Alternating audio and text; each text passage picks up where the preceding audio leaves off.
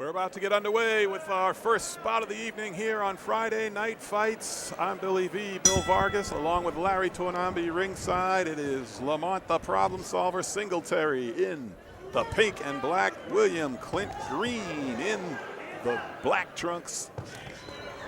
And right away we got some action and some good tight short punches landed early by Singletary. Another good left hook right there. And a couple more and a good right uppercut left hook combination. Green is putting the pressure on, and Singletary's making him pay for it early on here. No frill-out first round here, Larry Tornambi. No way. You know, those guys from Missouri, the Midwest, a lot of them come just to fight, and he's coming right in. And Singletary, very sharp punches. He's got some good accuracy, too. So Green's going to be in for a long night if he doesn't start moving his head now. Well, Green is from the Show Me State, and Singletary so far is showing him. He's showing him right uppercuts and left hooks, followed by another left hook. Oh, big left hook there, and down goes Green. Oh, big right counter by Amir Mansour, and that hurt Ocheng. Ocheng trying to duck down, but a big left by Amir Hardcore Mansour, and I don't know if Ocheng is going to beat the count.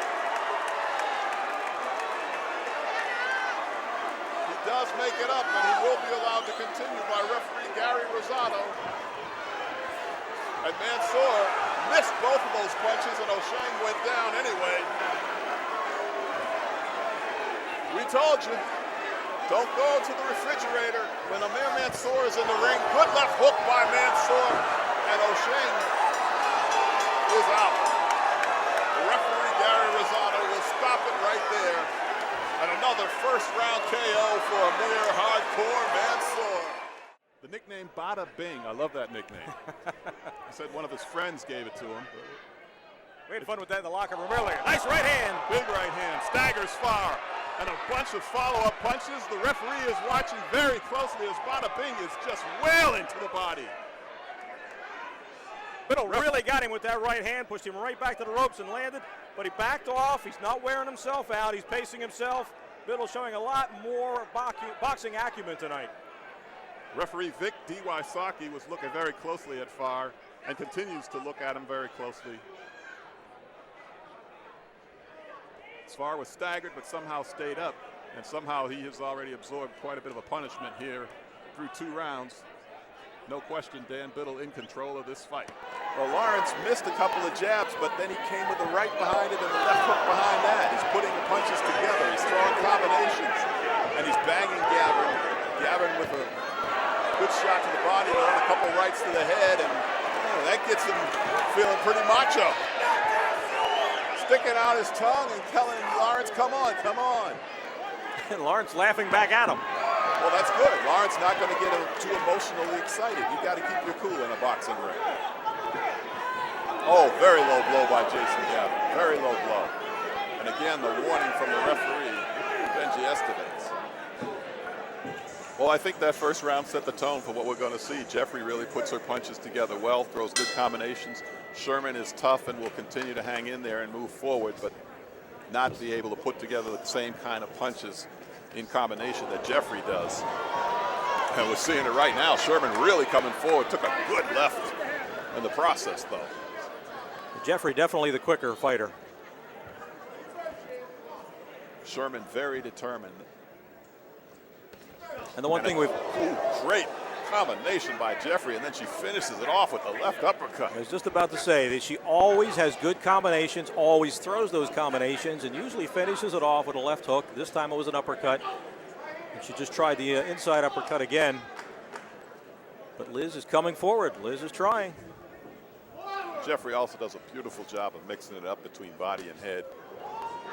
Sherman lands a good right there, but Jeffrey comes back with about 3 or 4 punches. And that, to me, is the big difference, Larry, when you have somebody who throws 1 or 2 versus somebody who's throwing everything in combination 4 or 5 in a row. Eventually, those combinations are going to find the right spot. Liz is tough. Will she be knocked out by these combinations? Well, we don't really know. But if Jeffrey continues to throw and land them, then, you know, Jeffrey's going to get the edge on the scorecards. Jeffrey in the pink and purple, the matching shoes with the trunks. Really nice. Bill, I know you have a suit that looks like that. I'm so glad you didn't wear it tonight. You two would have matched, and it just may have been a little too coincidental. You know what's really funny? I do have a suit like that. White is standing in there and landing the occasional right uppercut. White in the black with the white stripe. Omar Douglas in the black with gold and red. Stop punch. White trying to bull him a little bit into the corner, but referee B.Y. Saki separating him.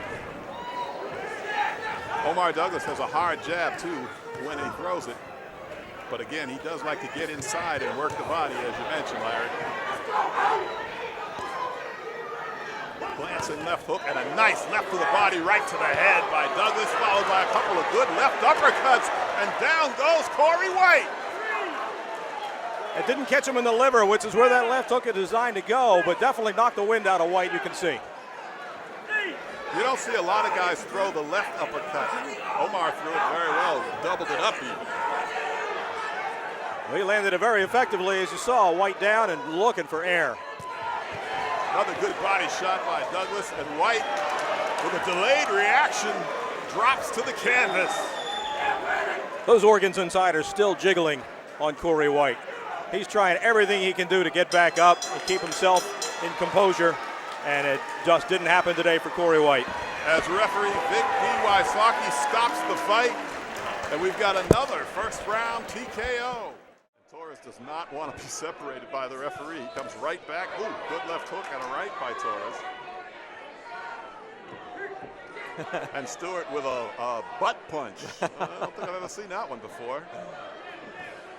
Can't hit him in the one cheek, hit him in the other.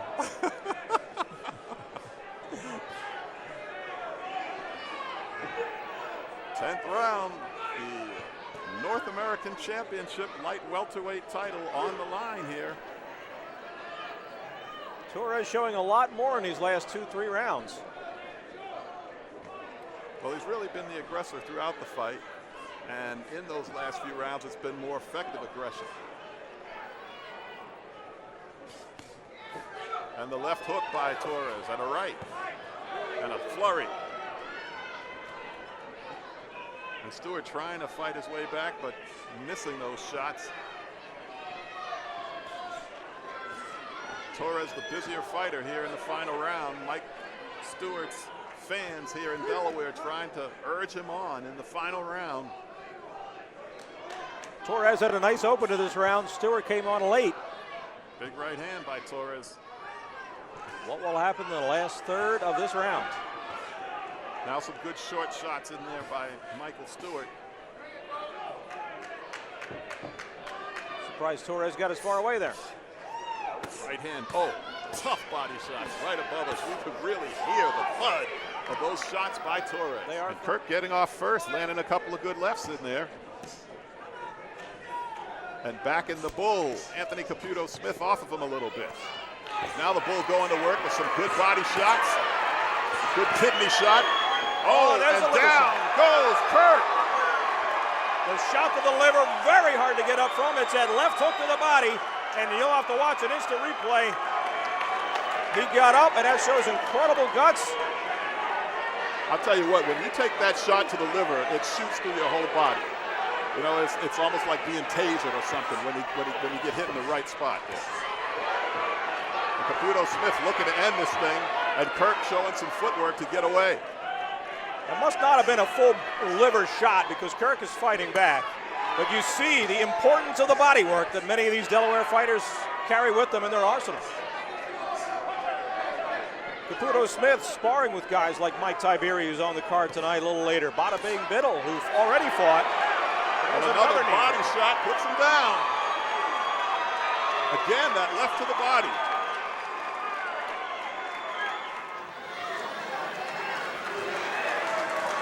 Now Mansour getting up on his toes. Now he went from being Ken Norton to being Muhammad Ali. But he does have a lot of skills. He does have the power and the hand speed and the footwork.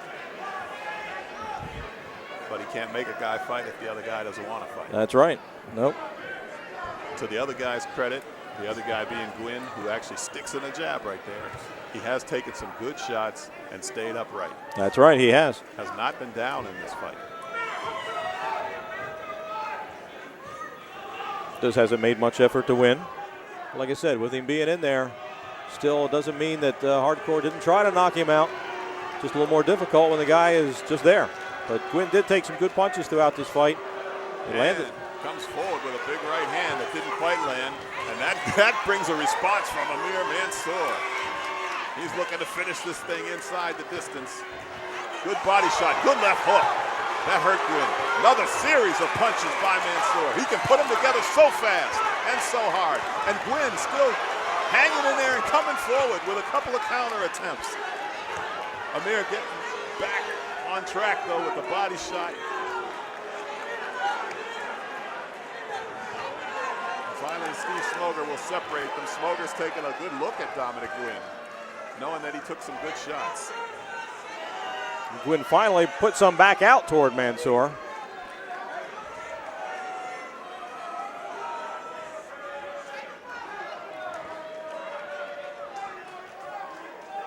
Round 10, the final round of this fight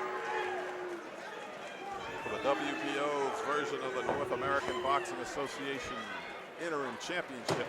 And we come down to the final 10 seconds of the fight. Mansour waving his hand in victory. I guess content that he's not going to win a knockout. And celebrating because a win is a win. Finishes with the Ali Shuffle. And a backflip. Whoa! Successful backflip. Well, he still got the power. I gave him 10 points for every round, and I give him 10 for the backflip. For the backflip.